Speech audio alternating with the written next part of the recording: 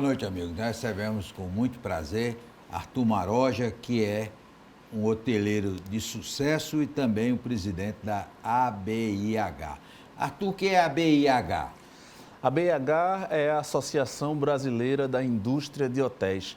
É uma entidade, a entidade mais antiga do turismo de Pernambuco e que trabalha há décadas para defender os interesses da hotelaria e representar a hotelaria no cenário estadual, nos municípios e também no cenário federal. Por que é que a BIH recentemente fez uma homenagem para o deputado Carreiras? O deputado Felipe Carreiras é um deputado que ele tem um trabalho, tem uma história muito ligada ao turismo. E recentemente ele fez ele foi o autor de um projeto de lei muito importante para a manutenção e o desenvolvimento da atividade turística no Brasil, que foi o chamado PERSE, que é um programa onde concede algumas condições e alguns benefícios fiscais para as operações, inclusive da hotelaria, ao longo dos próximos 5 anos. Foi um programa que vai garantir que as empresas possam manter as suas operações, se desenvolver e garantir o trabalho das pessoas e a renda das pessoas. E veio o presidente nacional da BIH, né? Veio o presidente nacional da BIH, o senhor Manuel Linhares. Ele esteve presente num jantar onde nós homenageamos e parabenizamos o deputado Felipe Carreiras, dada a importância do tema, porque realmente esse tema é bem relevante para a nossa operação daqui para frente. Pernambuco só teve um presidente nacional da BIH, foi Zé Otávio Meirelles, né? Foi sim, o presidente Zé Otávio Meirelles que foi presidente da BIH Pernambuco durante alguns mandatos, também foi presidente da BIH Nacional. A BIH de Pernambuco tem quantos hotéis associados? Hoje, giram em torno de 60 hotéis associados à BIH de Pernambuco. Durante a pandemia, a hotelaria, o turismo enfrentou um momento bem difícil e nós chegamos a perder alguns associados, mas agora, nessa recuperação, também estamos conseguindo recuperar tanto associados antigos quanto novos associados em novos destinos, o que é importante para a BIH ter uma abrangência em todo o estado, né? Onde é? BIH tem associados no Recife, Petrolina? A BIH tem associados em Recife, Olinda, Jaboatão, no Litoral Sul, no Cabo de Santo Agostinho, em Porto de Galinhas, em Pojuca, em Tamandaré. Tem associados em Fernando de Noronha, tem associados também no interior, em Gravatá, Sairé, Caruaru. Então, a BIH tem uma abrangência nos principais destinos turísticos de Pernambuco, mas é importante que esse trabalho seja feito no sentido de ampliar, no sentido ao interior também, no sentido ao litoral norte também, porque quanto mais associados e quanto mais destinos nós nos fizermos presentes, melhor vai ser o desempenho da mesma, né? A BIH é só hotel ou entra pousada? Entra pousada também. É uma associação que ela trata de hotelaria, mas nós também temos pousadas. Motel? Motel não. Nem motel, nem condomínio. São empreendimentos diferentes porque o foco é diferente. O negócio é diferente. Então, a opção, no momento, na história da BIH, foi justamente juntar mais os hotéis e as pousadas, ou seja, hotéis econômicos e até a categoria de hotéis de luxo. O hotel, Arthur, é um grande gerador de emprego, né? O hotel, ele emprega de maneira massiva, tá? Eu acredito que para a sociedade, é lógico que o hotel tem o seu faturamento, tem o recolhimento, né, de tributos, que é muito importante e é relevante, mas o emprego, a geração de emprego, eu acho que é o grande gancho da hotelaria para a sociedade, porque um hotel, ele emprega... Depende da categoria do hotel, mas ele emprega até 2, 3 pessoas por unidade habitacional, por apartamento. Enquanto um condomínio, uma casa, emprega uma e olha lá, não é? Então, o hotel, ele tem uma gama de serviços que tem que ser prestados e, ao longo do tempo, isso foi crescendo porque serviços foram adicionados. Por exemplo, um hotel na década de 80 ou 90, ele tinha um recreador. Hoje em dia, o hotel de lazer, ele tem 15 recreadores, né? E isso fez com que realmente se ampliasse a quantidade de emprego de mão de obra dentro da hotelaria. Evidentemente que durante a pandemia os hotéis foram obrigados a admitir vários funcionários, mas todos eles já voltaram, não foi? Já voltaram sim, tá certo. Antes da pandemia, a gente tinha um volume de pessoas trabalhando. Durante a pandemia, foi um cenário realmente para todo mundo, né? Muito crítico, mas como a hotelaria ela mexe com serviço, o trabalho do hotel, seguindo a orientação da BIH, fosse reter o máximo da mão de obra possível, utilizando os instrumentos que o governo federal nos forneceu. Porque leva muito tempo para você treinar um profissional da hotelaria. Se você perde um garçom, uma camareira, você demora 6 meses a 1 ano para repor aquele garçom, para que ele consiga prestar um serviço adequado. Então, a nossa orientação foi reter. Porém, logicamente, a realidade ela se impõe e muitos hotéis tiveram que realmente reduzir os seus quadros, enxugar os seus quadros. Durante a pandemia, em 2020 e 2021, a hotelaria ficou basicamente com operações paralisadas entre abril e julho, agosto, setembro, alguns hotéis de 2020. Agora, de lá para cá, a gente vem experimentando um retorno, uma retomada gradual e aí realmente nos últimos 6 meses nós temos uma retomada bem forte. As pessoas não querem mais ficar em casa, as pessoas estão precisando sair um pouquinho para respirar ar puro e isso fez com que as taxas de ocupação chegassem já a níveis de 2019 e com isso o emprego também retornou. Então os hotéis hoje eles têm até mais funcionários do que tinham, porque hoje eles operam sob novos protocolos e os novos protocolos exigem um emprego maior de mão de obra. Aliás, falar em protocolo, aí a máscara está liberada, mas a maioria dos hotéis exigem que seus funcionários continuem de máscara. Por quê? A questão legal em nosso estado ela foi superada. Então, as máscaras já não são mais obrigatórias nos ambientes abertos ou fechados. Porém, a recomendação, num primeiro momento, é que a hotelaria permaneça com a utilização da máscara por sua equipe, para que a gente possa observar o encaminhamento da situação e a gente possa oferecer um ambiente de maior sensação de segurança e efetivamente de segurança a quem visita os nossos hotéis. A gente acredita que é uma atitude prudente em favor do nosso cliente, em favor do nosso hóspede e em favor do mercado de uma maneira geral. Ô Arthur, outra novidade agora é o Hotel Fazenda. Já tem muitos hotéis Fazenda aí em Pernambuco? Olha, Hotel Fazenda é uma categoria de hotelaria que ela já existe há bastante tempo, mas ela hoje vem ganhando força, né? No Brasil todo tem, até fora do Brasil também tem, e vem ganhando força porque ela oferece interação com a natureza, em muitas ocasiões tem uma gastronomia muito presente, muito característica e a experiência de um hotel fazenda, ela tá com uma visibilidade muito grande nesse momento. Pernambuco tem vocação, Pernambuco tem um interior lindo, cheio de atrações, com cachoeiras, com passeios de cavalo, com uma gastronomia muito rica. Então, a gente tem para oferecer, sim, nós temos um expoente do turismo, né, rural, com Gravatá no Brasil todo, mas a gente não para por aí. Pernambuco tem uma vocação e só tem a crescer nesse sentido. E esses hotéis fazendas são sócios da BIH? A gente tem alguns, né? Como o Portal de Gravatá, como o Canários de Gravatá, mas o intuito é a gente desenvolver e chegar em hotéis fazenda de todos os padrões, de todos os perfis, desde aquele público que quer somente uma hospedagem até aquele público que quer realmente que o hotel ofereça todos os serviços. Porque tem inclusive também essa coisa da vaquejada, que é um esporte bem nordestino, né?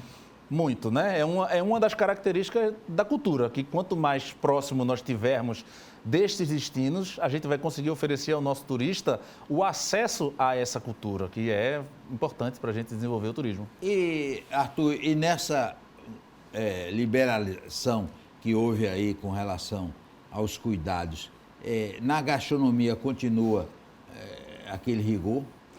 Veja, eu acho que nós, enquanto sociedade, não sairemos da pandemia da forma que entramos, nós sairemos diferentes. Então, para melhor ou para pior? Varia. Acredito que para melhor em muitas situações, porque, veja, nós estamos operando sob novos protocolos, mas muitos dele são importantes. Por exemplo, utilização de produtos químicos saneantes efetivos quanto a esse tipo de vírus e a outros. A hotelaria, ela operava, logicamente que com produtos saneantes, mas de uma efetividade menor do que a área hospitalar, por exemplo. E hoje já não há mais diferença.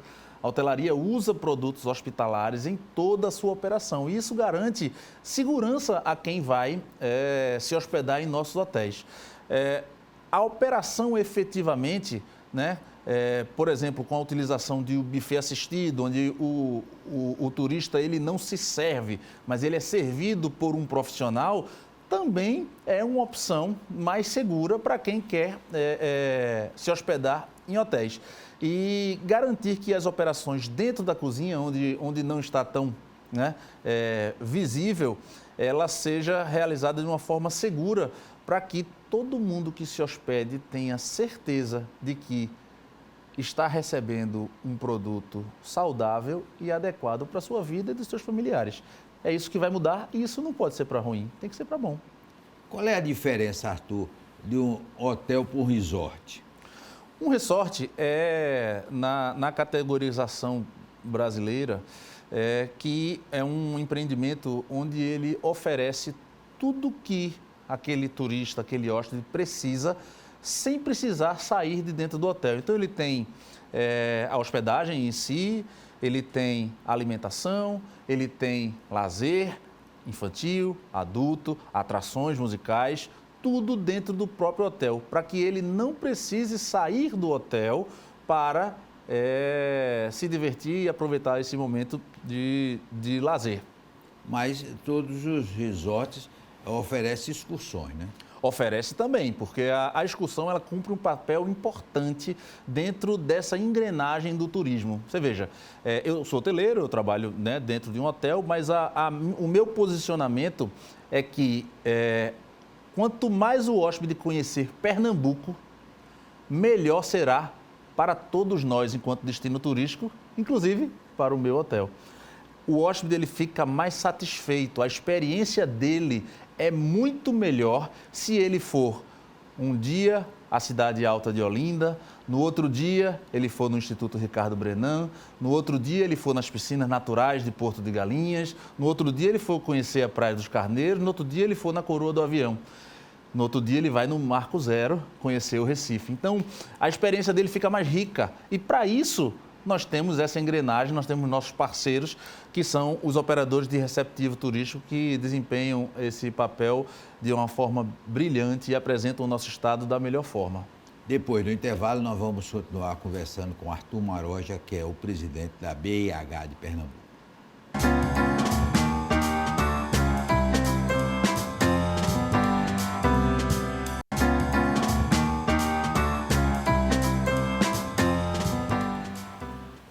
Vamos continuar conversando com Arthur Maroja, que é o presidente da BIH de Pernambuco. Arthur, tem agora a BIH, como é o nome? Airbnb, locação por temporada. Sim, isso daí é uma coisa que prejudica os hotéis, né? Veja, João, a gente tem que olhar para o cenário de uma forma ampla e entender que cada um cumpre um papel importante dentro da economia e todo mundo trabalha no seu mercado.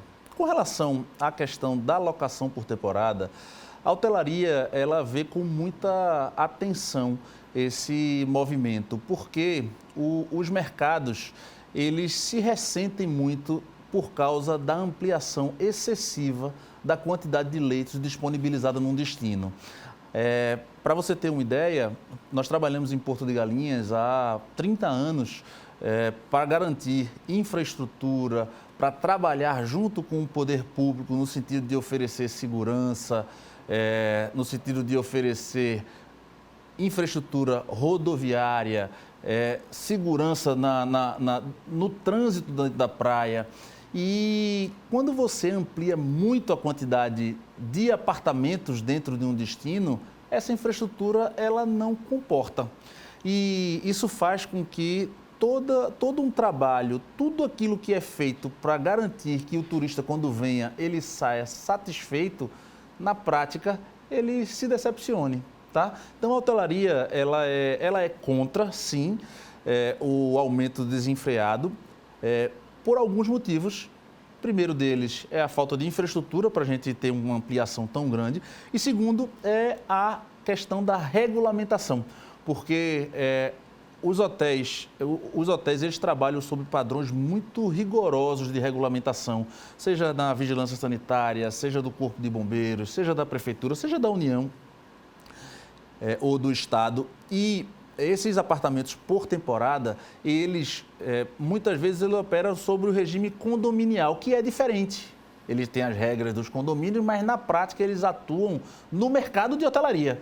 Então, é pulverizado o investimento, é mais fácil se construir um condomínio, mas ele não tem a carga tributária que o hotel tem, ele não tem as exigências de vigilância sanitária, de bombeiros no padrão que o hotel tem.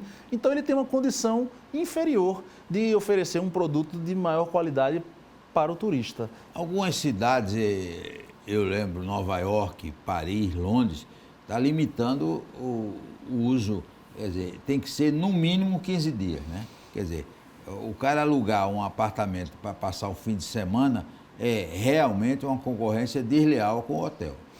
Pois é, o nosso entendimento... vai passar 15 dias, aí é outra história. Pois é, o nosso entendimento é isso que eu quis dizer quando eu comecei a fala, que a gente não é contra a locação por temporada, só que ela não pode ser desregulamentada da forma que ela hoje existe, porque senão ela gera um fluxo de pessoas tamanho que Nova York não quer mais ter esse tipo de hospedagem.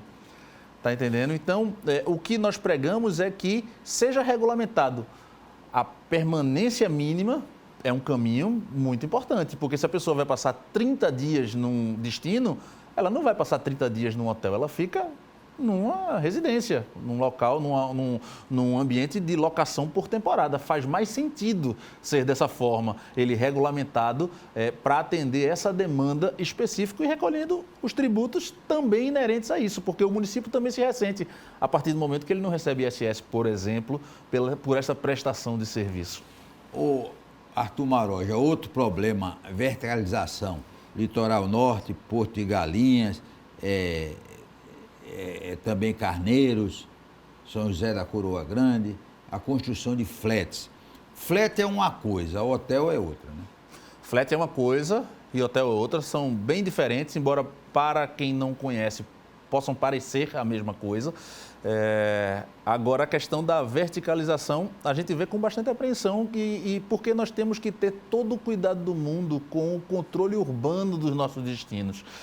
Nós não podemos permitir que tudo seja construído da forma que somente uma pessoa deseja. Tem que estar dentro de uma mesma regra, para que a gente possa ter perenidade nos nossos destinos. Imagine se eu vou começar a construir em Carneiros edifícios de 10, de 15, de 20 andares. São aberrações no meio de um ambiente que ele não é propício para isso, que ele não foi estruturado para isto. Então, o posicionamento da hotelaria é seguir os planos diretores, é nós trabalharmos em cima de planos diretores e de legislação que ordenem esse tipo de construção, para que a gente possa garantir que a gente gere emprego e renda de uma forma perene e o destino ele tenha muitos anos de vida, porque da mesma forma que você pode construir um destino, rapidamente você acaba com ele se você não tomar esses cuidados.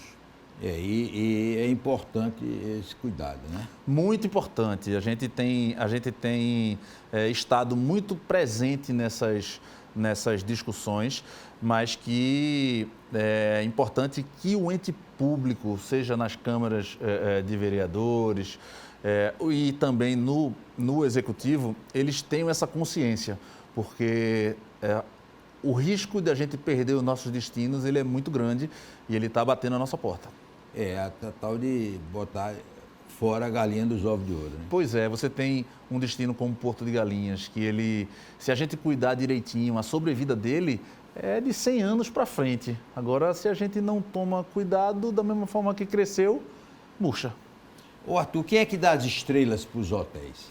Hoje em dia, o Brasil não tem um sistema de classificação oficial. O que é uma coisa ruim. É péssimo. Acho que nós devíamos ter, tá certo? Porque o mundo tem e trabalha dessa forma.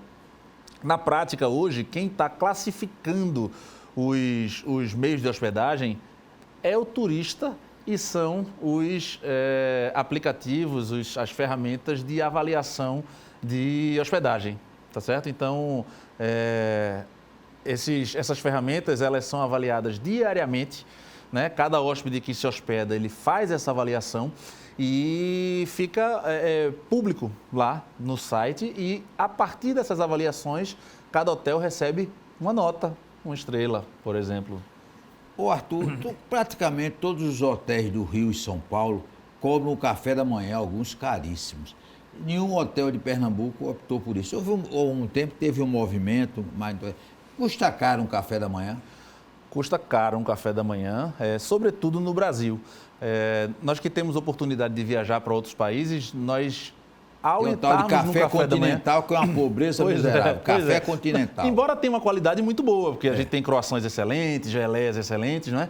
Mas o Brasil realmente ele se destaca no sentido do café da manhã, porque é uma fartura muito grande. Um estrangeiro, quando chega naquele café da manhã de um hotel brasileiro, seja mais simples ou seja mais requintado, ele sempre se espanta com a fartura e com a quantidade de opções que a gente tem no nosso café da manhã. É uma realidade brasileira, tá?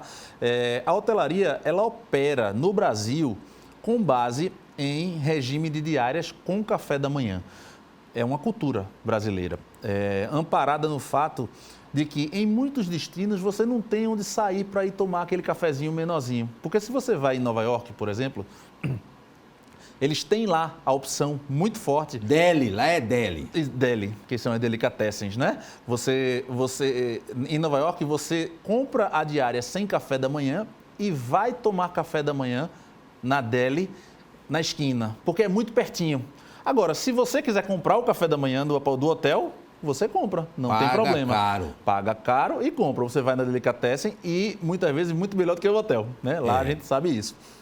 Agora, na questão brasileira, a situação é essa. O hotel oferece o café da manhã pelo fato de não se terem tantas opções para o hóspede fora dos hotéis, exceto nas nossas grandes cidades. Nas nossas grandes cidades nós temos excelentes opções para oferecer ao nosso hóspede. Eu penso que é uma questão mais cultural mesmo. Olha, a BIH está atenta porque Pernambuco conseguiu se livrar do turismo sexual, né? Por exemplo, o turismo de Porto de Galinhas é um turismo família, o de Carneiros também. Mas a BIH está sempre atenta a isso, porque outros estados vizinhos, o turismo sexual, que já foi forte aqui em Pernambuco, né? Tinha um voo charter, que era uma coisa. A BIH está sempre atenta para evitar isso. Olha, João, a gente faz um trabalho muito forte e responsável dentro da ABIH e a ABIH está sempre em estado de alerta com relação a isso. Nós não vamos ficar calados nem inertes olhando uma situação dessa acontecer, tá certo? A hotelaria, ela cumpre um papel muito importante no combate ao turismo sexual, tanto na questão da divulgação, quanto até na questão da proibição do acesso, tá certo? A gente não permite, a gente trabalha contra, a gente divulga que é crime, tá certo? E não vamos ficar inertes não, a BH está muito em cima disso daí. Está sempre atenta. Sempre vigilante, sempre atenta. Você deu o exemplo de Porto de Galinhas, e em Porto de Galinhas esse trabalho é fortíssimo no sentido de coibir todo e qualquer ocorrência nesse sentido. A gente vai valorizar aqui as nossas mulheres, as nossas crianças, os nossos homens, a gente vai operar sempre de uma forma responsável e segura. Nossa última pergunta. Alguns hotéis do Rio e São Paulo estão usando um sistema de alugar as unidades para o trabalho remoto. Muita gente que faz trabalho remoto utiliza esses hotéis, preparam apartamentos. Eu sei que em Porto de Galinhas, durante a pandemia, muita gente se mudou para lá e ficou trabalhando de lá. Isso é uma nova opção para a hotelaria, né? Isso é uma nova opção para a hotelaria, sim. Como eu falei, nós vamos sair diferentes dessa pandemia e um dos vetores é o trabalho remoto. Hoje, você, quando vai num hotel, você, com muita frequência, se depara com pessoas que estão trabalhando. Em Porto de Galinhas, ontem, por acaso, eu vi um casal trabalhando 11 horas da manhã, perto da piscina do hotel, os filhos brincando na piscina e eles trabalharam durante cerca de 2 horas e depois foram curtir o dia. Guardaram os seus equipamentos e foram curtir as suas férias. Não só o trabalho, mas a escola também viabilizou, porque as crianças não poderiam, né, viajar em período escolar e hoje em dia podem, porque pode assistir aula de manhã, por exemplo, até no apartamento e à tarde ir aproveitar o hotel e não deixa de viajar com os pais. Então esse é um vetor que ele tá crescendo e eu acredito que não tem mais volta, porque o trabalho remoto ele é hoje uma realidade, embora muitas empresas estejam voltando ao trabalho presencial, mas muita gente também vai ficar no trabalho remoto. Só que a hotelaria não pode ter trabalho remoto, né? Não dá, né? Não dá para ter garçom. Não dá, offline, né? Nós queremos agradecer a Arthur Maroja e dar os parabéns pelo trabalho que ele faz na hotelaria de Porto de Galinhas e na presidência da ABIH de Pernambuco. Um forte abraço e até amanhã, se Deus quiser.